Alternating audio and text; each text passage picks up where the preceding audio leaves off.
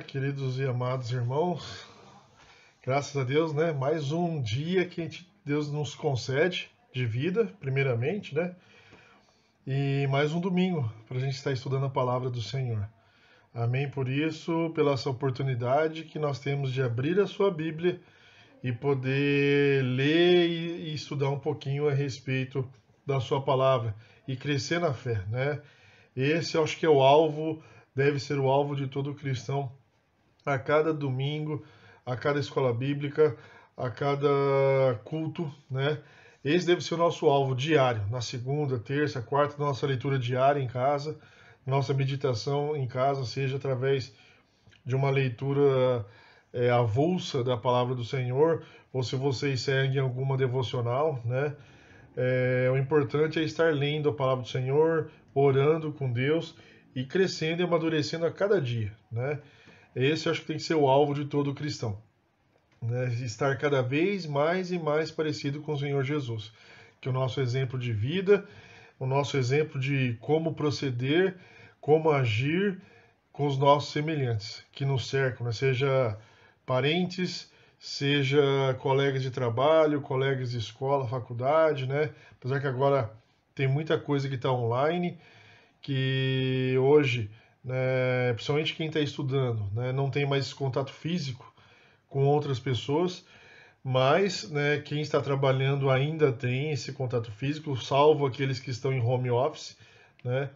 Ainda tem muita gente que tem contato físico com outras pessoas, e esse é o nosso alvo: crescer, amadurecer na fé, ficar mais e mais próximo com Cristo, mais parecido com Cristo, né? E fazer com que as pessoas sintam o desejo de ser como nós somos. Acho que essa lição aqui, olha, está incrível, show de bola, o conteúdo é excelente. A autora aqui explanou bem a respeito do assunto. Não vou ficar lendo, né? Vocês leem em casa, essa lição número 3, né? Que tem como título As Evidências do Cristão, né? Como que tem que ser, como que eu identifico um cristão, né? Qual que é a essência de um cristão? Como que eu consigo observar se aqui, de fato aquela pessoa é um cristão, né? Creio de coração que esse deve ser o nosso foco, a nosso testemunho para aqueles que nos observam, certo? Então vamos lá? Vamos orar antes de começar se aprofundar na nossa lição, né? Tanto os irmãos aí da igreja, quanto outros ouvintes, outros irmãos de outras igrejas, né? E outras pessoas que estão acessando esse conteúdo, muito obrigado, né? Aproveitem e deixem nos comentários aí, né? Se tiverem alguma dúvida, tá bom? Vamos lá? Senhor, nosso Deus, querido Pai, vem nesse momento, Senhor, lhe pedir a Deus sabedoria e orientação, Deus, na leitura e explanação da sua palavra. Ajude a mim, ó Deus, e a cada irmão, ó Deus, que está, ó Deus, com um único objetivo, compenetrado em querer aprender um pouco mais de Ti. Ó Senhor, te agradeço, Deus, por esse conteúdo. Deus, nos ajude, Deus, para que a gente possa, Deus, amadurecer e crescer na fé. E cada dia que se passa, Deus, até a volta do Senhor Jesus, até que nós nos encontremos com o Senhor Jesus, que a cada dia nós possamos ficar mais e mais parecido com Ele. Essa é a oração que eu faço. Em nome santo do seu Filho Jesus. Amém, Senhor. Então vamos lá. Lição número 6. Desculpa, lição número 3, né? Número 3 é o capítulo 5, 6 e 7, tá? Que a gente vai estar estudando, de Mateus, lá do livro de Mateus, capítulos 5, 6 e 7. E o texto principal, né, que o autor colocou aí, tá aí, né, na tela de vocês, Mateus 6, 6, né? Nossa, que texto fantástico, né? Eu acho que mostra a intimidade que cada um deveria ter com o Senhor, né? Mas tu, quando orares, entra no teu aposento e, fechando a tua porta, ora ao teu pai que está em secreto. E teu pai que vê em secreto te recompensará publicamente. Então, vocês veem, né, que essa deve ser a nossa forma de proceder quando vai orar ao Senhor. O correto é, não estou dizendo que todas as outras demais formas sejam incorretas. Mas é que essa forma é aquela forma que você consegue se dedicar na oração.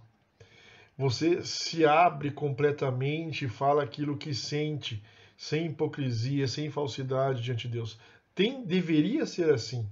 Toda e qualquer oração, seja ela em secreto, como está aqui no nosso caso, ou seja ela de forma pública, né? Poxa, Deus conhece o nosso coração. Ele esquadrinha o nosso coração. Temos que tomar esse cuidado, ter essa vigilância para conosco mesmo, né? Que a gente seja uma pessoa autêntica, uma pessoa que realmente fale aquilo que sente no coração. E não ficar procurando palavras bonitas só porque está em público, né? Para poder estar conversando com o Senhor. Tanto em público ou tanto em secreto, né? Que você fale aquilo que de fato sente. Converse com o Senhor Deus, né? Como Paulo fala, né? Fala aquilo que você sente. Deus já sabe, obviamente que Deus já sabe aquilo que está no seu coração.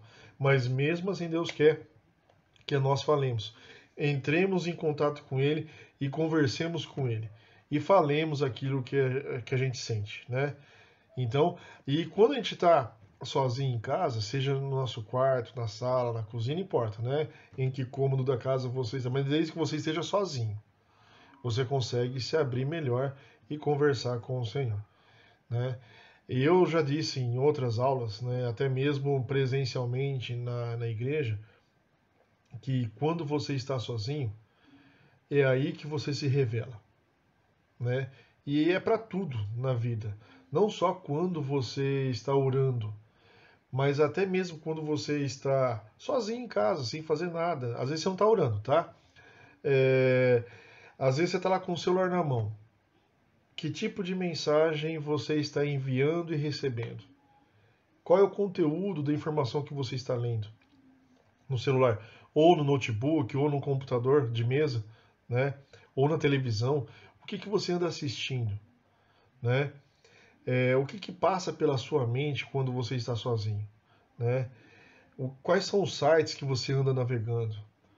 É aí que você se revela se você de fato é um verdadeiro cristão. A sua postura vai ser uma postura íntegra, mesmo estando sozinho. Não tem ninguém vendo, mas Deus está vendo, né?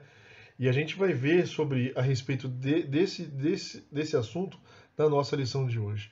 O cuidado que temos que ter, porque Deus é onisciente, Ele conhece todas as coisas, sabe de todas as coisas.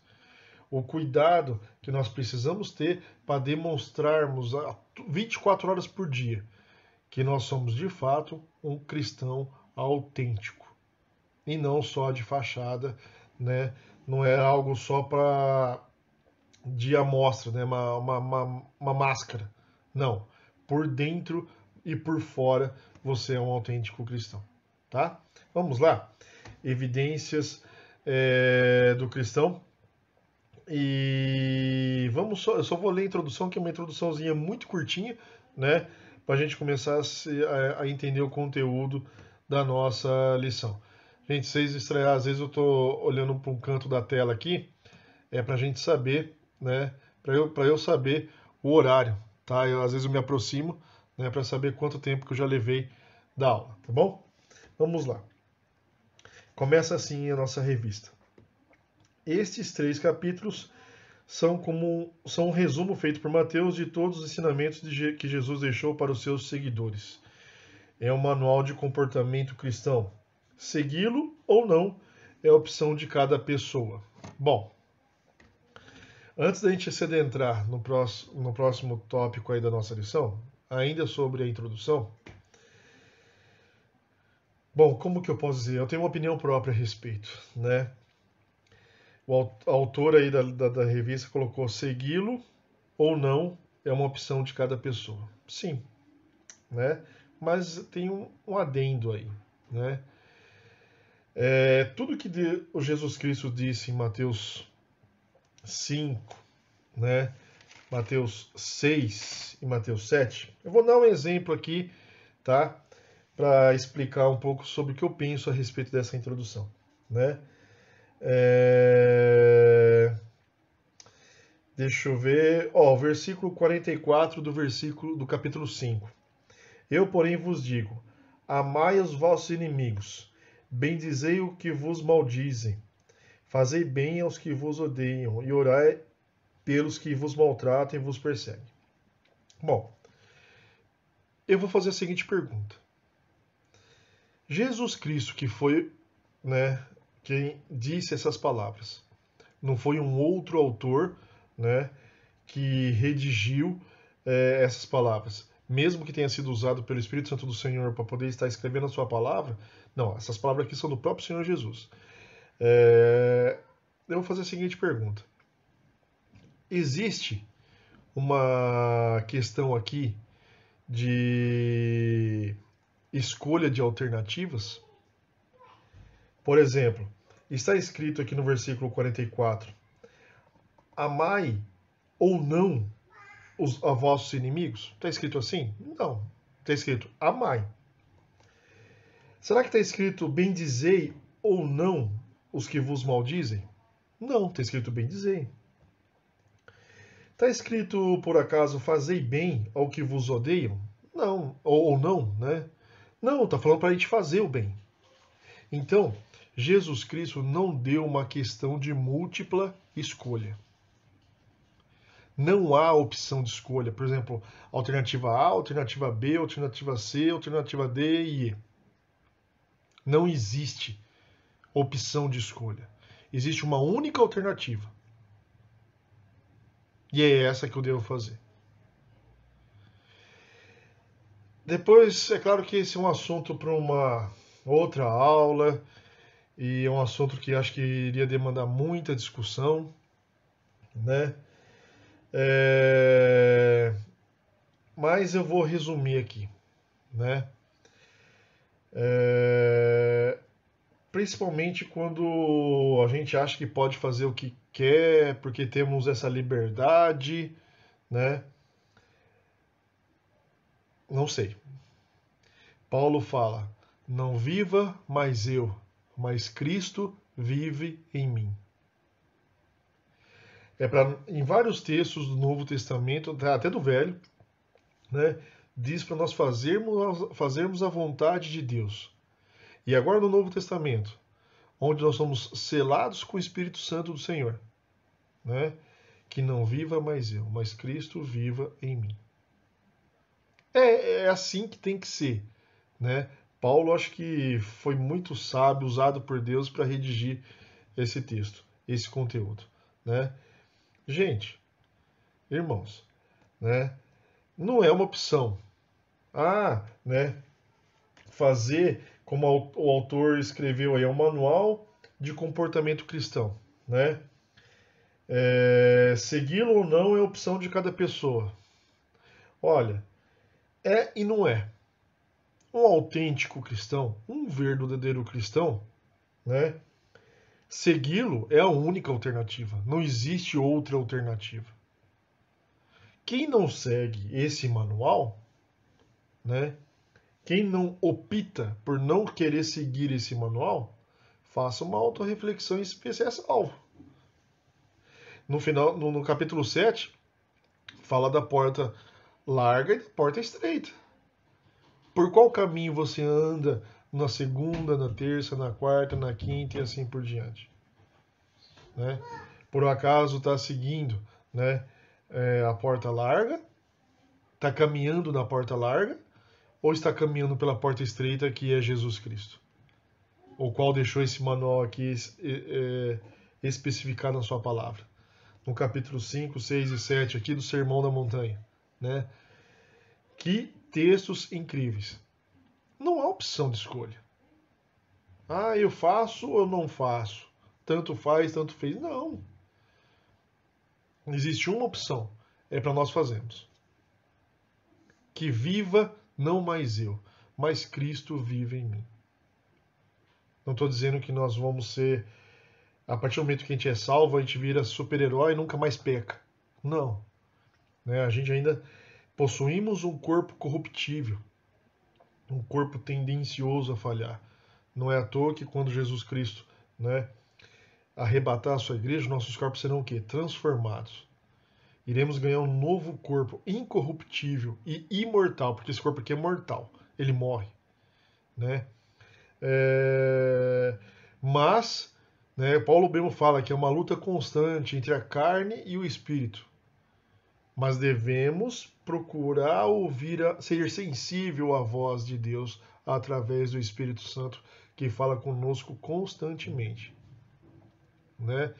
Inclusive, o nosso primeiro professor da Bíblia não é o Kleber, não é a Claudilene, não é nenhum outro professor, né, que a primeira igreja batista possa vir a ter, né? Ou tem hoje, ou que vai ter no ano que vem, não, né?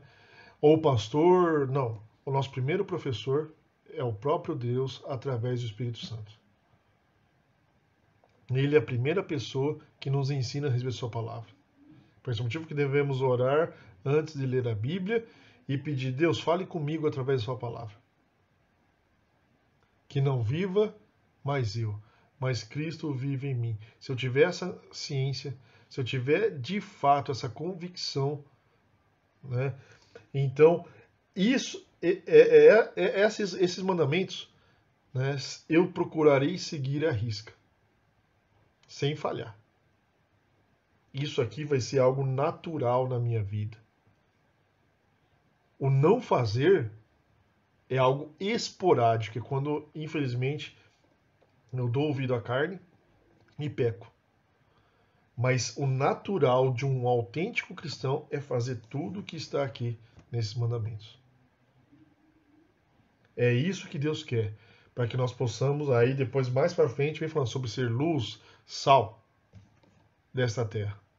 Eu tenho que ser algo diferente, porque o mundo já está podre, contaminado pelo pecado. E cada vez mais, aquilo que era errado há muitos anos atrás, hoje é normal. Para o mundo, para a sociedade que a gente vive. Mas não é isso que Deus quer. Deus quer uma vida íntegra, reta diante dele. E só quem entrega o seu coração ao Senhor Jesus, que é usado por Deus, que é convencido pelo Espírito Santo do Senhor, é que consegue ter uma vida reta, íntegra diante do Senhor. Uma pessoa redimida, uma pessoa transformada pelo sacrifício de Cristo, que reconhece o sacrifício de Cristo e o aceita como Senhor e Salvador de sua vida. Então isso aqui deveria ser algo natural na vida de qualquer cristão, mas nem sempre assim ocorre. E fica uma autorreflexão para cada um. Se isso aqui não é normal, se isso que está escrito aqui no capítulo 5, 6 e 7 é algo esporádico na minha vida, né, faça uma reflexão. Você é convertido ou convencido? Por que você vai na igreja? Você vai na igreja por causa que tem pastor A, B, C ou D pregando? Ou irmão A, B, C ou D pregando? Ou ensinando na escola bíblica? Que seja? Ou você vai à igreja porque você quer ouvir do Senhor Jesus? Não importa quem esteja lá na frente. Qual que é o atrativo seu? Você está assistindo esse vídeo por quê? Né? É porque você quer conhecer e crescer na fé? Amadurecer na fé? Querer saber quem é o Senhor Jesus? Ou você está aqui assistindo esse vídeo porque tem fulano dando aula ou ciclano dando aula? É algo para a gente pensar. A quem eu estou buscando? Né? Esse deve ser o nosso foco. O perfil do discípulo de Cristo, que é inclusive o nosso próximo tópico, que vai do capítulo 5, do versículo 1 ao versículo 16, que começa com as bem-aventuranças, né? Começa a falar sobre várias bem-aventuranças. E olha só, né? Fala sobre humildade, fala sobre os mansos,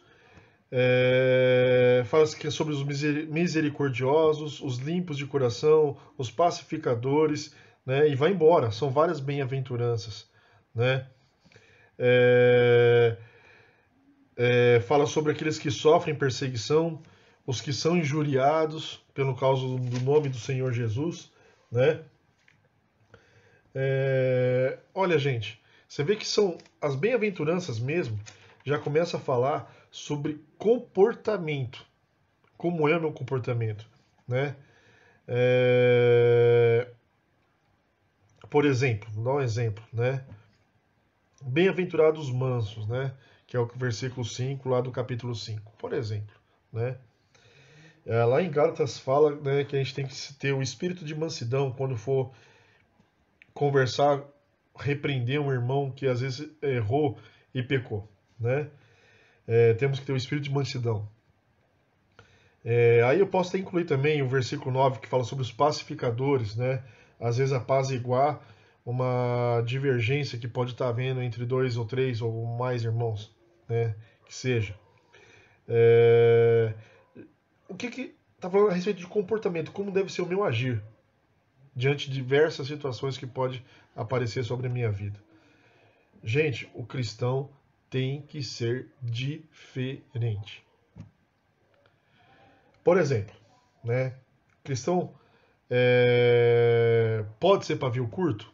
Não, não. O que é pavio curto? O cara que explode fácil, né? Sem paciência, né? Se encoleriza rapidamente, fica possesso com uma determinada situação que está acontecendo. Não pode ser assim. Tem que ser manso, tem que ser um pacificador, tem que ser humilde, né? Tem que ter misericórdia. Esse tem que ser o comportamento de um cristão. Se a pessoa tem pavio curto, se a pessoa perde a paciência fácil, né? Um cristão que reconhece que Jesus Cristo é Senhor e Salvador da sua vida, peça a ajuda de Deus.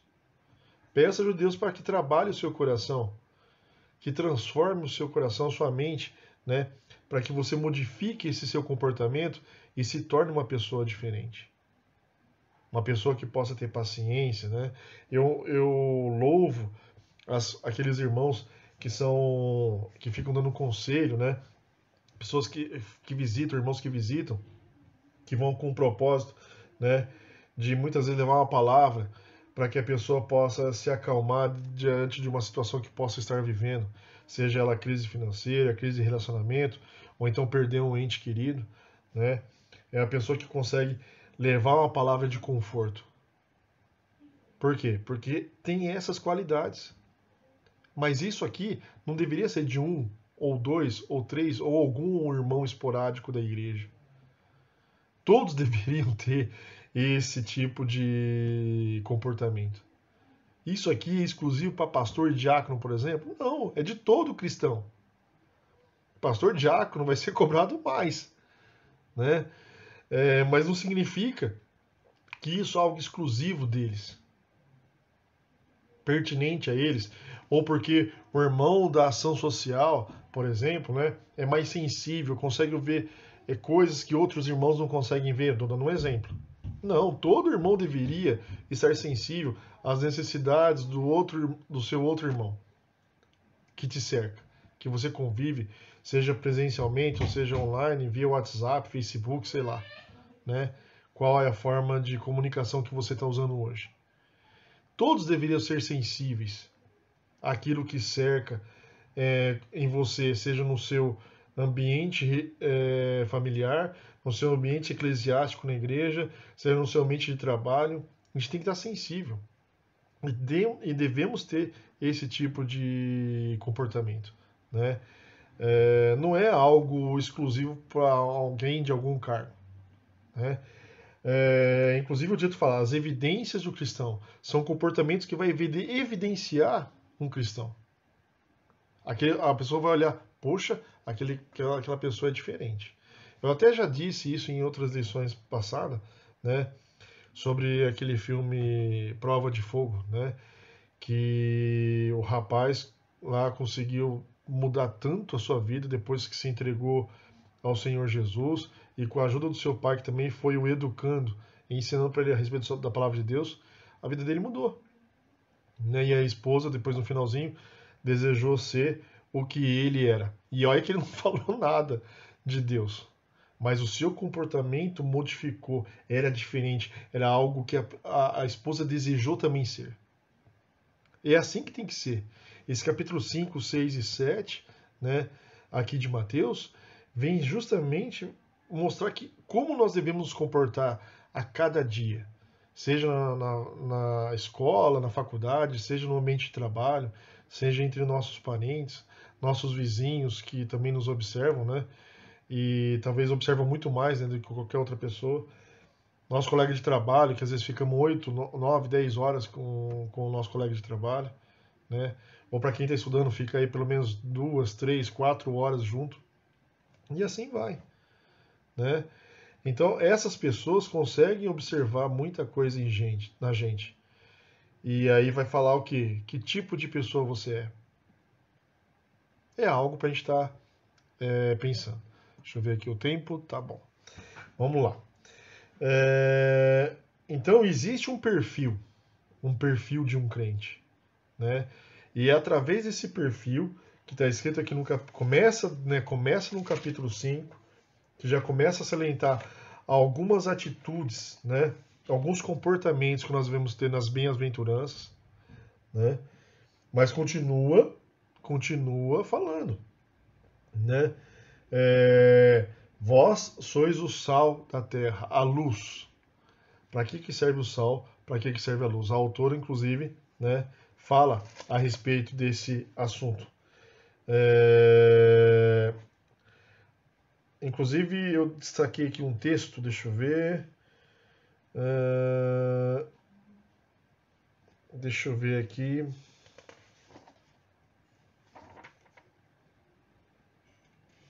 A autora da revista, na página 19, diz o seguinte, né? Que Jesus Cristo usa dois elementos, o sal e a luz, né? O sal é aquilo que vai deixar a comida saborosa, vai salgar, vai dar sabor à comida, né? E a luz, imagine só, né? Eu estou no ambiente, principalmente à noite, né? E às vezes eu estou na sala e vou me deitar, por exemplo. E aí de repente acaba a luz, né? Apesar de você morar na sua casa há tanto tempo, mas entra em pânico, porque não sabe nem se lembra o que está na sua frente. Ou às vezes o que deixou jogado, né? Com medo de pisar em cima, ou escorregar, ou bater, né? Imagine só, né? Já aconteceu comigo, bater o dedinho do pé na quina do sofá. Dói pra danar, né? Então a luz ajuda isso, que esses tipos de incidente, né, até a chegada do seu quarto, não ocorram, né? Para que não corra também o risco de pisar algo que talvez deixou, né, pelo chão. E em muitas outras coisas. A pessoa está fazendo um jantar, né? E acaba a energia elétrica, né? Também atrapalha, né? Por mais que tenha a luz ali do fogão, né? Através do fogo, mas é insuficiente para você ter uma noção de como que anda a comida. Você pode ter uma noção, né? Mas uma exatidão de como que tá, se a comida está ficando pronta, se ela já está pronta, você não sabe, né? Quem sofre de pressão alta aí, que tem que evitar de colocar sal na comida, né? Ou colocar muito pouco. Você vê, a comida fica, né? Não dá aquele ânimo de comer, porque ela fica uma comida meia xoxa, né? Você não sente sabor. Você pode preparar, inclusive a autora cita o negócio da feijoada, né? A autora citou, mas qualquer coisa, né? Você vai comer algo sem sal, não dá aquela vontade de você comer. Eu já fiquei internado em hospital, né? E, bom, eu não sei como que tá nos dias de hoje, né? Mas espero que eu não, não descubra como que tá nos dias de hoje, não quero ficar internado. Mas já fiquei, né? E a comida, pelo menos na época em que eu estive internado, que já faz tempo, né? Já faz muito mais de 10 anos. E deixa eu ver, já faz quase 20 anos, na verdade. É, E na época a comida era completamente sem sal, né? E você não sente vontade. Nossa, comida. Antigamente se falava isso, comida de hospital, né? Você não sente aquela vontade de comer. Porque era uma comida própria para doente, né? Que é saudável para um doente. Mas é gostosa? Não, não é, né? E a mesma coisa é a luz. A luz é para clarear, né? E aí tem um texto: ninguém vai acender uma vela e vai colocar atrás do sofá, vai colocar no chão. Não, você vai procurar fazer o quê, né? Aqui na minha versão da minha Bíblia, né, fala sobre candeia, né? Ou vela, ou qualquer outra coisa, uma tocha, sei lá. Você vai colocar em um lugar alto, para que clareie todo o ambiente, né? Para que você possa conseguir enxergar muito mais além, né? O objetivo da luz é essa, clarear algo que está escuro. Mas infelizmente tem crente que tem uma vida tenebrosa, é só escuridão. Por quê? Porque vive uma vida de pecado. E aqui vou falar novamente: existe um perfil de como deve ser o cristão, tá? Temos que ser diferente. As pessoas têm que sentir o desejo de ser como nós somos. Por esse motivo que se faz a comparação com sal. Sal é algo desejável, porque dá sabor, né? E luz, né? Quem quer ficar no meio das trevas? Ninguém. Então, todo mundo procura luz, né? Existe sempre até um jargão popular, ditado, né? Sei lá, né? Temos que procurar luz no fim do túnel, né? Você vê, luz, mas a luz no fim do túnel é Cristo, né?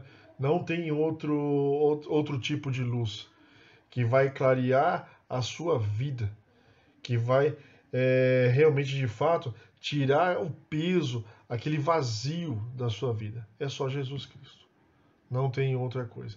E quando você tem Cristo no seu coração e vive para Ele, Ele de fato não é só Salvador, mas também é Senhor de sua vida. Você deixa o Espírito Santo usar todas essas qualidades que aqui é especificada no capítulo 5, né? Também que também vai falar sobre adultério, né? Fala que a gente não pode se encolerizar contra nenhum irmão. Que mais? Aqui no capítulo 5.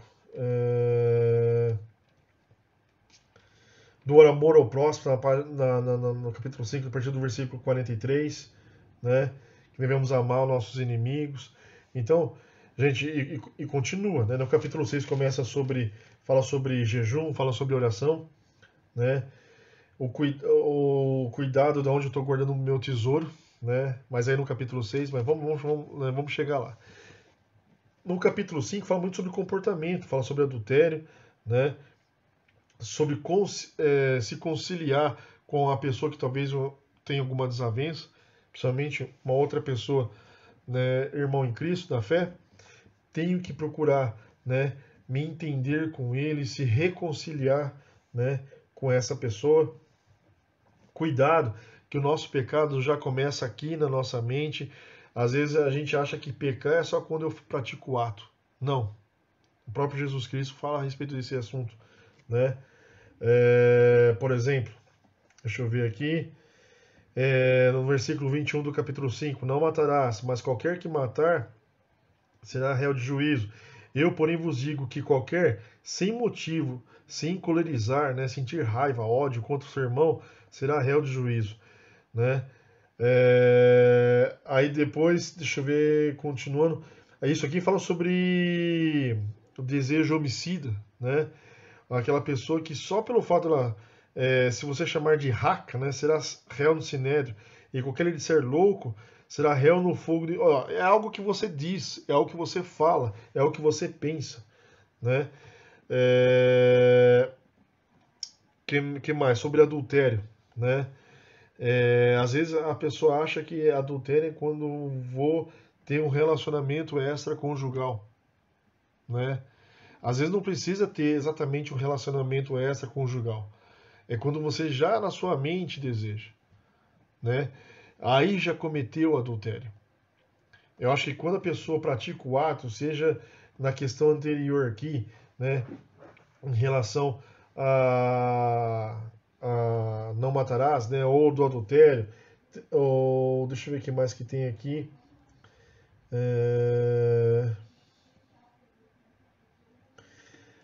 Bom, Jesus Cristo fala, né, eu estou lendo aqui o trecho, né, que Jesus veio não para como que se diz, destruir a lei, mas veio para cumprir a lei, né?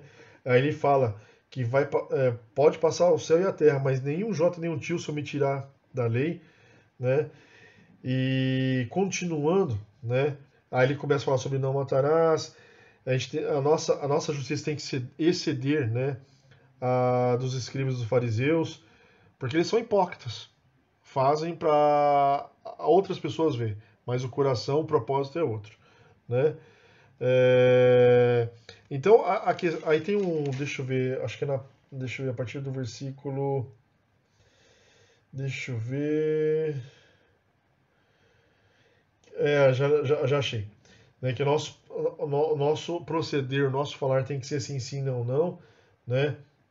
E aí continua falando se o nosso comportamento, aquele que quiser pleitear contigo, né, e tirar-lhe a túnica, largue também a capa. Mas não é nem esse trecho aqui que eu estou tentando localizar. É, é aquele trecho que fala sobre. Tá aqui, acho que no capítulo. Deixa eu ver. Será que está no capítulo 6? Deixa eu ver. Ou capítulo 7. O capítulo 7, irmãos, tá? O capítulo 7. Que fala que toda a árvore boa dá bons frutos, e a árvore má dá maus frutos. Não tem como acontecer o inverso, né? Mas a parte que eu quero destacar, né? Eu não achei aqui, né? Mas está entre o capítulo 5, 6 e 7, que fala: se o seu teu olho direito faz pecar, arranca, o olho esquerdo tanto faz, ou a mão direita, ou a mão esquerda te faz pecar, arranca. É melhor você entrar faltando um dos membros, né? Do que todo o corpo ser lançado no inferno. Então tá aqui nesse texto aqui também, do capítulo 5, 6 e 7. Né? Mas qual que é o objetivo disso? Né? Qual que é a razão de Jesus Cristo ter dito isso? Para a gente se policiar, para a gente vigiar. Porque muitas das vezes, né, você vê o olho, né? O olho, que ato físico ele pratica? Nada, ele enxerga, ele olha. Mas o que você anda olhando? Né? Até mesmo quando você está sozinho em casa, o que você anda olhando na internet? Né? Por exemplo, seja no celular, notebook, computador, seja na televisão, né, que a televisão hoje também tem internet. Então, o que você anda fazendo com a internet sua? Né? Então, se você anda vendo porcaria, é melhor cancelar a internet. Né? Seu 4G, 3G, se isso está te fazendo pecar. Apesar que, né, eu sempre penso assim: quem te domina? Quem está no controle da sua vida? É a internet? É a TV? É o celular?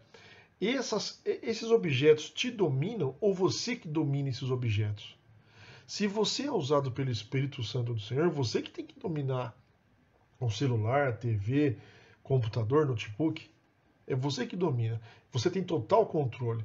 E é claro, obviamente, não vai ficar acessando aquilo que não se deve. Porque é você, através do Espírito Santo de Deus, que tem o controle sobre esse objeto. Então você vê, é algo que ninguém talvez vai estar vendo, mas Deus vê. Né? Então você vê que existe um perfil que é difícil de seguir. Eu vejo da seguinte forma: não, se você estiver em intimidade com o Senhor. Sim, é muito difícil se você está longe do Senhor. Se você não tem uma vida de devocional diária, se você não tem uma vida de oração, aí, vou falar para você, é missão quase impossível ter esse tipo de perfil descrito aqui na Sagrada Escritura, no capítulo 5, 6 e 7. Aí é uma quase missão impossível. Né? Deixa eu ver qual que é o nosso tempo. Bom, espero que os irmãos estejam entendendo, né? O que eu estou querendo passar para os irmãos. Olha, tem coisas que os irmãos. Inclusive, deixa eu ver se está aqui no próximo slide. Não, no próximo slide vai falar sobre o próximo tópico. Né? Mais instruções. Vai falar sobre perdão. Né? Vai falar sobre jejum. Vai falar sobre adultério, apesar que a gente já comentou um pouquinho, né, a respeito do assunto. Mas, na verdade, já comentamos até bastante, né, a respeito do assunto. E aí fala sobre quando eu estou com alguma desavença com algum irmão, né? Que eu tenho que me acertar com ele. Eu preciso. Apesar que eu vou mais além, né? Não é só irmão. Se você, como servo do Senhor, tem algum problema com qualquer pessoa, não só irmão em Cristo, um colega de trabalho, não importa, né? O que Paulo fala em suas cartas? No que depender de você, tenha paz com todos.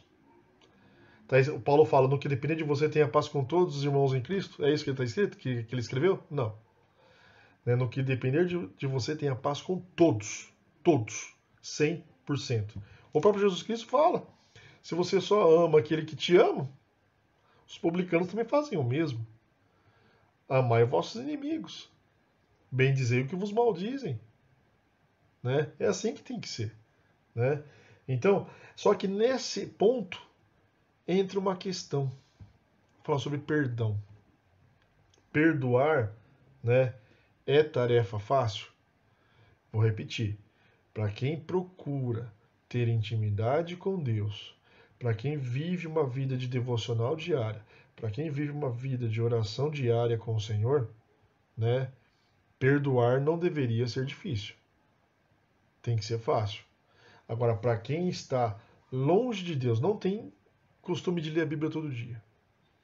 Aliás, às vezes não lê nem na semana inteira. Ou só lê no domingo, na escola bíblica dominical, né? E ainda lê com o professor.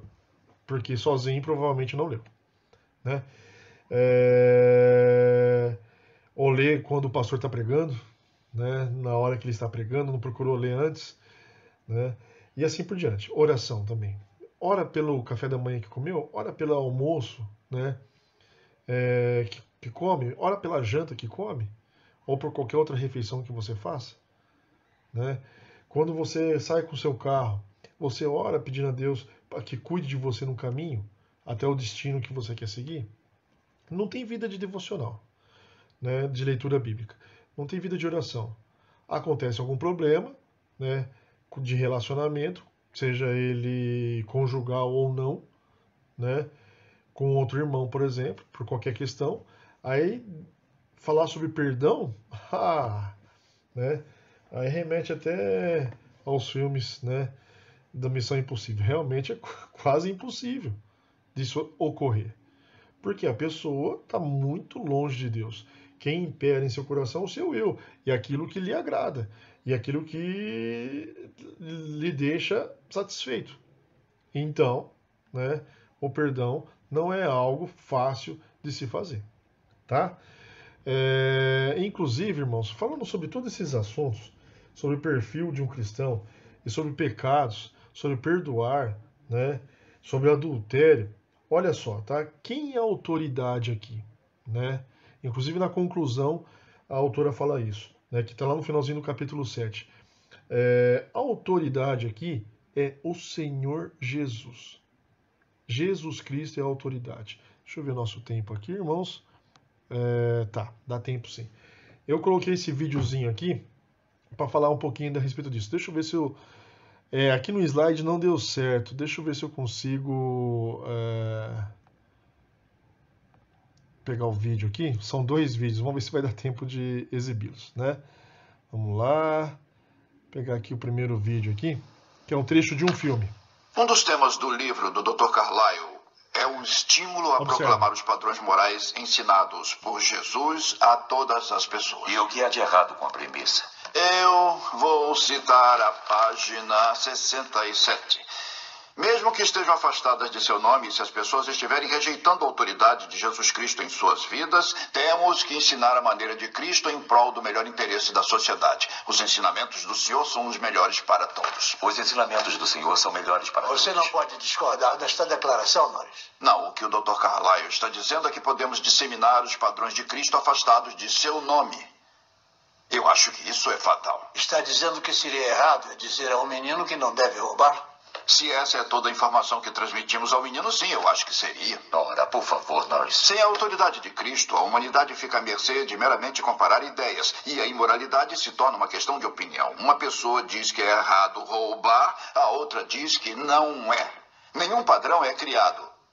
Temos que dizer ao menino que o Senhor Jesus Cristo disse que não se deve roubar. Concordo que seria melhor. Mas nem sempre podemos mencionar o nome de Jesus, porque ele pode não ser bem recebido por aqueles que já foram ofendidos pela igreja ou são de outra religião. Mas Jesus é a autoridade que está por trás desses mandamentos e as pessoas precisam entender esse fato. Se retirarmos a autoridade dele, então não temos a base sobre a qual comandar. Entendemos o que está dizendo, mas você não acha que poderia ter levado esse pensamento ao extremo? É uma citação de fonte sem dar crédito à pessoa que a citou. Quando citamos Shakespeare, dizemos sempre Shakespeare disse isso. O mesmo deve ocorrer com a escritura.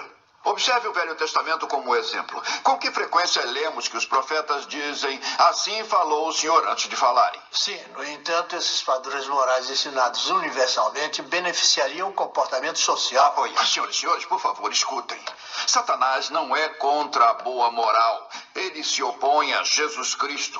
Um homem pode ter uma boa moral a vida toda, mesmo assim os senhores sabem, e eu sei que ele irá para o inferno quando morrer. Todos precisamos de Jesus Cristo e o demônio sabe disso melhor do que nós. Doutor Anderson. O objetivo de Satanás é retirar o nome de Cristo de seus mandamentos. E quando fazemos isso, as pessoas se enganam achando que se viverem uma vida decente, receberão a aprovação de Deus e ganharão o céu. Podemos usar a moral para atrair as pessoas para o Senhor. Sim, mas a questão mais importante na cristandade é a autoridade de Cristo. E o demônio está atacando a autoridade dele, nos convencendo a ensinar apenas a moral.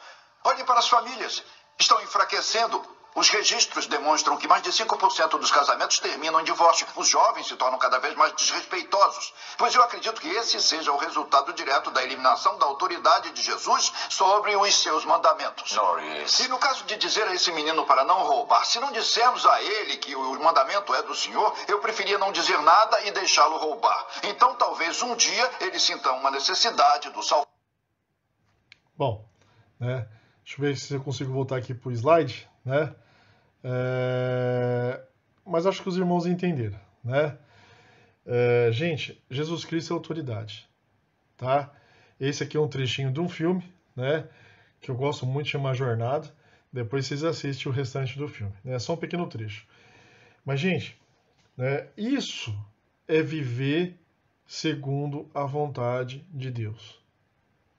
É quando de fato Jesus Cristo não é apenas Salvador, mas também é Senhor de sua vida.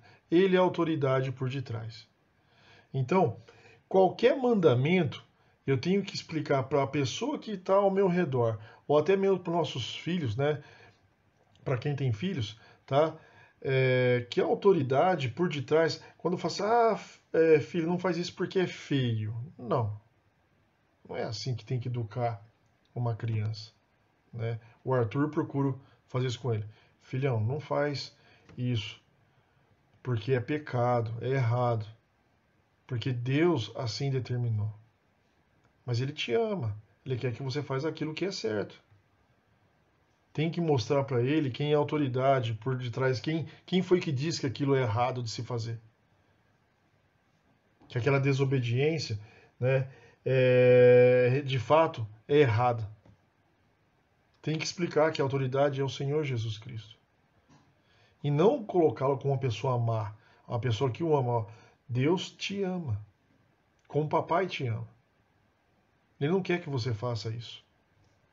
E vamos prestar conta a Deus. Eu sei que ele é pequenininho, tem 1 ano e meio, mas é desde já que eu tenho que começar a ensinar. Que a autoridade máxima da nossa vida é o Senhor Jesus, né? Então, para tudo, qualquer pecado, né? Tudo que está escrito aqui no capítulo 5, 6 e 7, a autoridade é Cristo. É a Ele que eu vou prestar contas.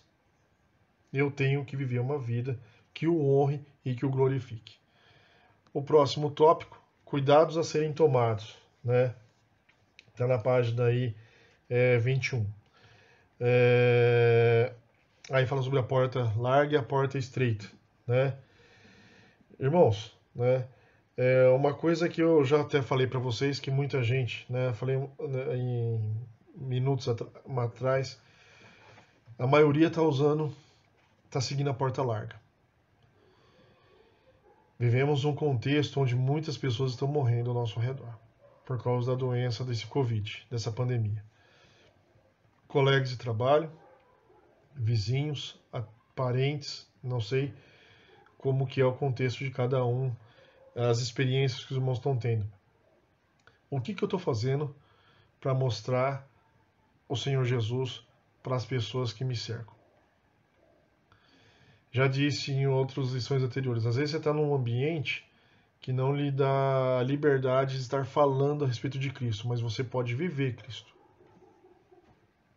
E fazer com que a pessoa sinta o desejo de querer saber o porquê que você é assim. E aí você vai ter a liberdade de estar conversando com essa pessoa num reservado, né? Por exemplo, se for um ambiente de trabalho, né? De explicar para ela por que você age da forma como age. É assim que tem que ser. Porque as pessoas estão morrendo sem Cristo.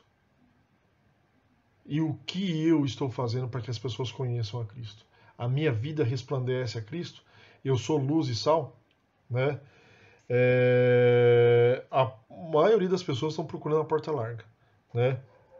E fala no capítulo 7, né, que a rocha é o Senhor Jesus. Deixa eu ver o tempo. A rocha é Cristo. Será que as pessoas estão construindo? Você está construindo a sua vida em cima da rocha, que é Cristo? E é para tudo na vida. Né? Não só isso. Né? Construir a sua casa sobre a rocha é como que anda a sua vida financeira, como que anda a sua vida de relacionamento. Né? Tudo na sua vida é alicerçado no Senhor Jesus? Ou você tem tomado decisões por conta própria de algumas situações de sua vida? Jesus realmente tem, né, orientado a sua vida através da palavra de Deus? Você tem deixado que ele te oriente? O Espírito Santo, você consegue ser sensível à voz do Espírito Santo de Deus? Através da leitura bíblica? Ou através de uma oração? Consegue ouvir a Deus? São cuidados que eu tenho que ter. Né? Infelizmente, tem muito falso profeta que prega um evangelho torto, né, onde Deus, Jesus, não é mais Senhor. É servo. Você tem direito a isso, tem direito àquilo. Esse é um evangelho mercenário. Não é o que está na Bíblia. Não é. Não é.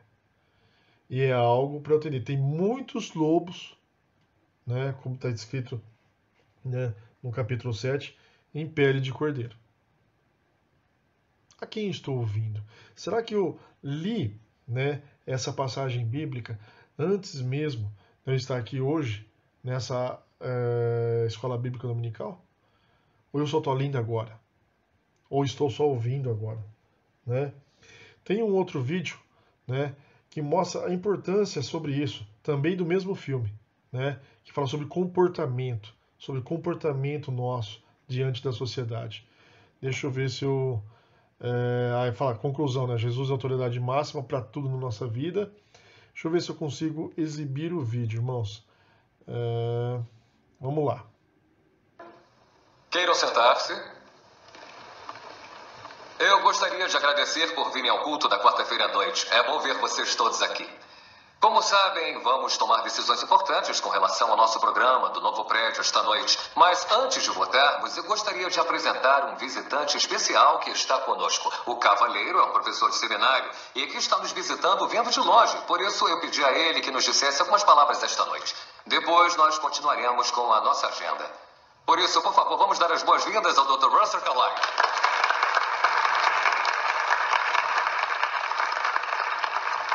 Seja bem-vindo. Obrigado, senhor pastor. E boa noite. Devo admitir que eu fiquei bastante surpreso quando o pastor me pediu para falar com os senhores. Eu não tenho certeza porque eu, em especial, fui escolhido para essa ocasião, mas encaro isso como uma oportunidade de Nosso Senhor para poder compartilhar com os senhores algumas questões que vêm atormentando o meu coração. Amigos, eu tive afastado por um bom tempo. Um longo tempo. Seria franco dizer que eu tenho vivido no que poderíamos chamar de uma outra cultura. Uma cultura bem mais simples do que a tenho observado aqui. Isso não quer dizer que não tenhamos problemas de onde venho. Temos sim. Sabemos que as pessoas nascem com uma natureza pecadora e todos nós, como ovelhas fora do rebanho, nos afastamos do Senhor nosso Deus. Amém. No entanto, gostaria de dizer que o estilo de vida que eu tenho observado aqui, nesses últimos dias, tem sido, no mínimo, estarrecedor. No 3º capítulo da 2ª carta de Paulo para Timóteo, Paulo nos avisa sobre os últimos dias. Nos versículos de 1 a 5, a Escritura diz que nos últimos dias os homens serão egoístas, orgulhosos, sem afeto uns pelos outros, mal agradecidos, profanos, amantes do prazer mais do que amantes de Deus. E a lista prossegue. Pelo que eu vi, o estado dessa sociedade atual me lembra os dias de Noé, pouco antes da entrada na arca. E também muito de Sodoma e Gomorra. O pecado parece estar flagrante e tão evidente agora como era naquela época. Certamente esses devem ser os últimos dias a que Paulo se refere. E a segunda vinda de nosso Senhor Jesus Cristo está iminente. Por favor, não me interpretem mal, amigos. Eu não estou me colocando em uma posição moral mais elevada do que qualquer um aqui. Eu também falhei junto ao Senhor de muitas maneiras. Na verdade, me sinto parcialmente culpado.